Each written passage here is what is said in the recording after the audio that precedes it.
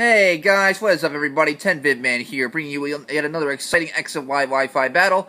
Today's battle is a match I had against my good buddy Red Shiner. Wanted to try out an OU team of a special member that I've recently accomplished doing, and well, I'll get to that later. But looking for the teams, I have a new team I wanted to test out, and he's got a couple of big threats, mainly the potential Sandrush Excadrill, which I'm very afraid of.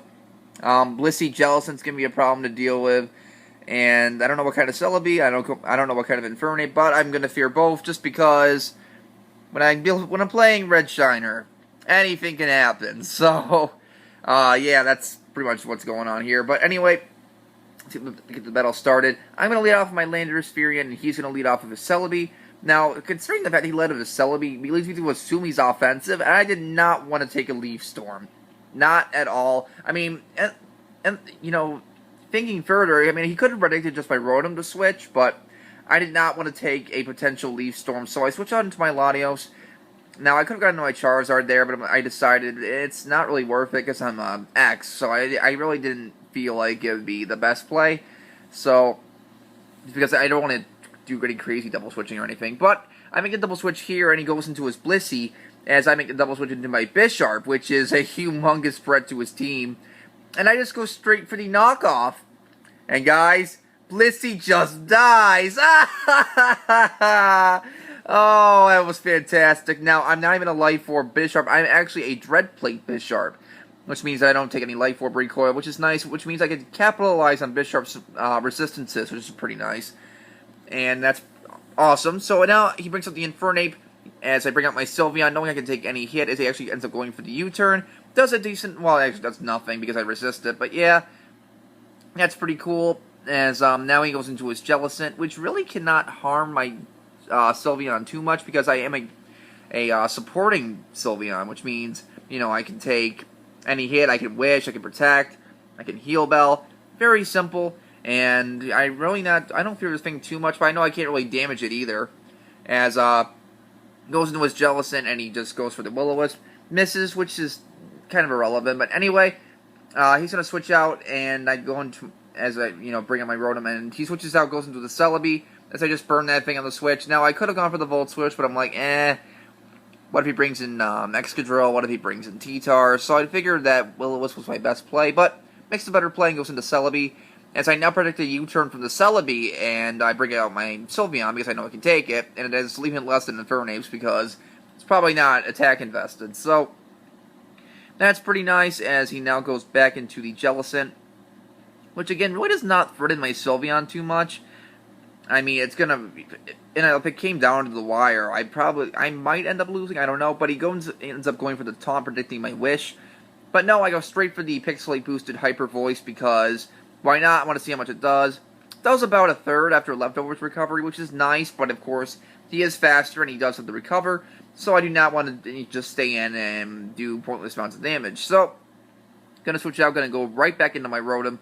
And this is actually different than my normal Rotom. This is actually a special defensive Rotom.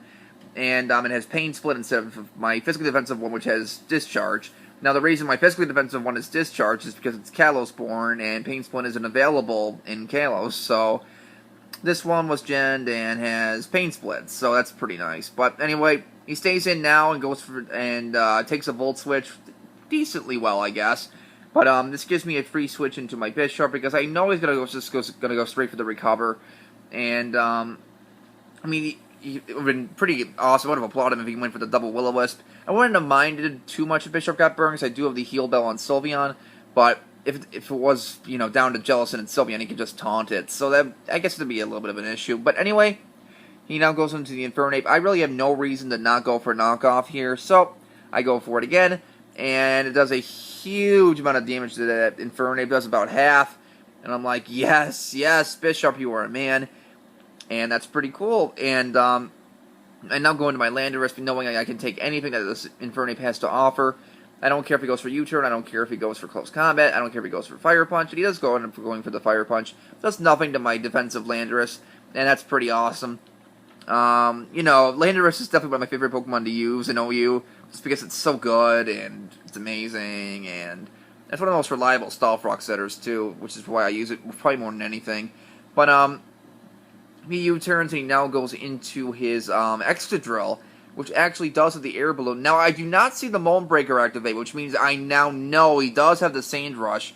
And unfortunately, I cannot Earthquake him. So what I plan to do here, considering the fact I really don't have anything to outspeed it, my Charizard I don't think would outspeed it either because I don't have max speed on that Charizard. So, what I have to do is I have to U-turn, break the balloon. I mean, I know Landorus can come in later and deal with this thing pretty easily, but I switch out and I go out into my Rotom because, you know, now that I know that it doesn't have Mold Breaker, I can take anything that this Excadrill has to offer, including Earthquakes, which it usually doesn't if it has Mold Breaker, obviously. So, I can now switch in Rotom with almost pretty good impunity, which is nice. And somebody's playing up a toy, and I'm just like, oh, why does this keep happening to me? But now, I make the excellent play, and I go for the Volt Switch, predicting a switch out into the Celebi, because knowing that it could either take a Hydro Pump or a Will-O-Wisp. So, I go for the Volt Switch and get some nice Switch initiative on the Celebi. And now I bring out this star. My shiny Charizard! I hatched this baby all by myself, and I am so happy. Took a little over, I want to say 250 eggs, and I finally got myself a shiny Charmander. And it's definitely one of the biggest accomplishments I feel that I've ever done in my life, like for Pokemon. I have never hatched something that I wanted before. I tried, most of you know, I tried to get a shiny Honedge. I didn't get it. Somebody nicely gave me their shiny Aegislash that was cloned. And, yeah, this shiny Charizard, the only imperfect IV it has is HP. It has a 22 in HP. Everything else is perfect, but hey, that's why it has 179 HP, because its max is 185, and this is the highest I could go for HP without sacrificing, you know, even HP. But it's a bulky Dragon Dancer, as I predicted Tyranitar, go straight for the Dragon Claw. I didn't want to set up, because I know that a +1 Dragon Claw won't kill Tyranitar. So I just go for the Dragon Claw, and that 2 KOs, as now he's just pretty much trying to find something to sack, because this is an Adamant Charizard X, and it's just tearing things apart with its Dragon Claw, 2 KOing pretty much anything that switches in. And yes, but yeah, guys, isn't this thing beautiful? I am just so happy that I have my own shiny Charizard X, my own OT, my own everything, and it's wonderful to have. Definitely one of my best, as by far my most competitive shiny. The only other one I have, I think, that's most competitive is my Clawitzer, and I think I've had a battle of that before. But yeah, this baby is absolutely beautiful. So yeah, that's the limelight of that. But I KO the Jellicent, and I go now back into my Rotom. He predicts that switch pretty nicely and goes for the Rock Slide. Now, I could have gone to the Landorus, but I'm just like, whatever, and I don't really care. It doesn't matter to me what I bring in here. Because, honestly, Rotom's pretty expendable at this point. As long as that Celebi's around and everything. So, didn't want to deal with it. As we now go for an exchange of him missing a Rock Slide, and I actually miss a Hydro Pump. So, that's pretty fun, and, yeah, that kind of sucked. But anyway, he's going to go again for the Rock Slide. And look, I'm at 47 HP, and he connects the Rock Slide this turn. Now, he could have gone into Celebi, but he doesn't. I live with 1 HP like a boss. Go for the Hydro Pump and kill that Excadrill. Oh, that was great. Like, seriously. Biggest threat on his team is now eliminated, which is fantastic. Down that thing goes, as I'm now going to die off to the burn, which is not a big deal. I mean, Rotom definitely put in a lot of work this battle, so good job, Rotom. You were a trooper and everything else, and you died. So, that's fun and all. But yes, and he now goes into the Infernape on the double down as I actually go into Bisharp, which is definitely a good play. And after the Rock's damage, it's going to be in a range where Sucker Punch can kill. Now, I did not take into consideration the fact that he could have had the Mach Punch. Now, if he did go for a Mach Punch, and he did say he had it, he predicted my switch out, I would have lost Bisharp probably, because it's, stabs 4 times super effective plus Iron Fist. So, and that pretty much sealed the game for him, so he's going to forfeit here after the Sandstorm activates. But guys, that was a pretty good battle. And I primarily uploaded this to show off Shiny Charizard. It was a 5-0, but yeah, it's whatever.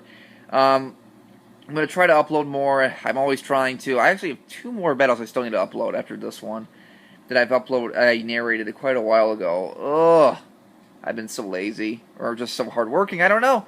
But I'll leave that to you guys. I'm going to try to end this in 10 minutes. So, rate, comment, sub, and later, guys.